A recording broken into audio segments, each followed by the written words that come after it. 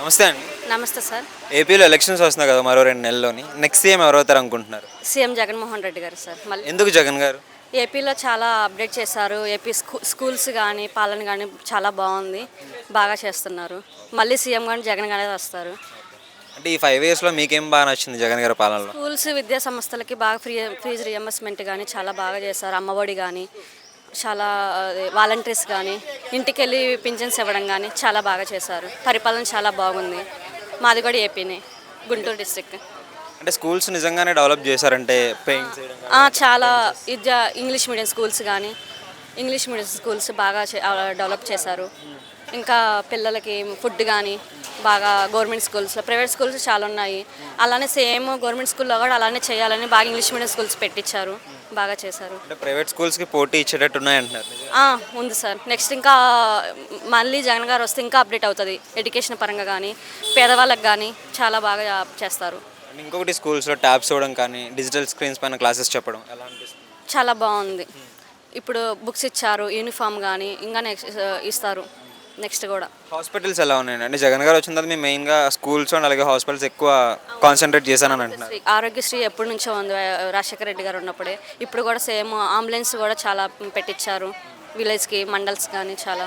Next time కూడా అలానే ఉంటుంది. ఇంకా అప్డేట్ చేస్తారు ఏపీని. ఆరోగ్యశ్రీని 25 లక్షలకు పెంచారు కదా, అది ఎలా అనిపిస్తుంది? బాగుంది సార్. వైజాగ్లో ఇన్ఫోసిస్ కంపెనీ పెట్టాడు ఐటీ వాళ్ళకి. ఇంకా ముందు ముందు ఇంకా అప్డేట్ చేస్తారు ఐటీ వాళ్ళకి జాబ్స్ కానీ. ఓకే సో అంటే జగన్ గారు వచ్చిన తర్వాత వాలంటీర్ వ్యవస్థ వచ్చింది, సచివాలయాలు, వీటి ద్వారా జనాలకు ఏ విధంగా యూజ్ అవుతుంది మీకు చూసి? ముసలి వాళ్ళు ఉన్నారు, వాళ్ళు వెళ్ళి పింఛన్ తెచ్చుకోలేరు. రేషన్ ఉంది, వాలంటీర్లు కాలనీకి గల్లీలు పెట్టడం వల్ల వాళ్ళకి కొంచెం సేవ్ అవుతుంది కదా. వెళ్ళి తెచ్చుకోలేక వాలంటీర్స్ పెట్టడం వల్ల వాళ్ళకి కూడా కొంచెం హెల్ప్ఫుల్గా ఉంటారు కదా. అది యూజ్ అవుతుందంట. బిఫోర్ టీడీపీ ఉన్న 5 ఇయర్స్ కన్నా ఇప్పుడు కొంచెం బెస్ట్ అనిపిస్తుంది కదా.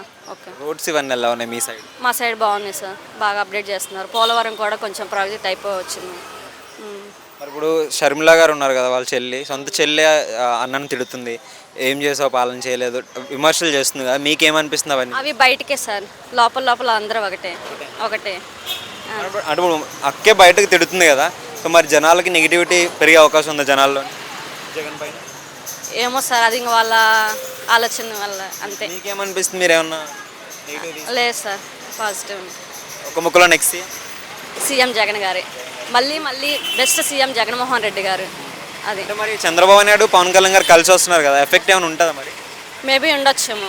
ఉన్నా కానీ యుద్ధం సిద్ధం అని మొన్న ఒకటి పెట్టాడు కదా, మళ్ళీ సిద్ధం మళ్ళీ జగన్మోహన్ రెడ్డి గారే. I'm second vote for CM Jaganmohan Reddy గారు. My first vote for CM Jagan. Next CM కూడా జగన్మోహన్ రెడ్డి రావాలి, వస్తాడు, కన్ఫామ్గా వస్తాడు. Thank you. Thank you sir.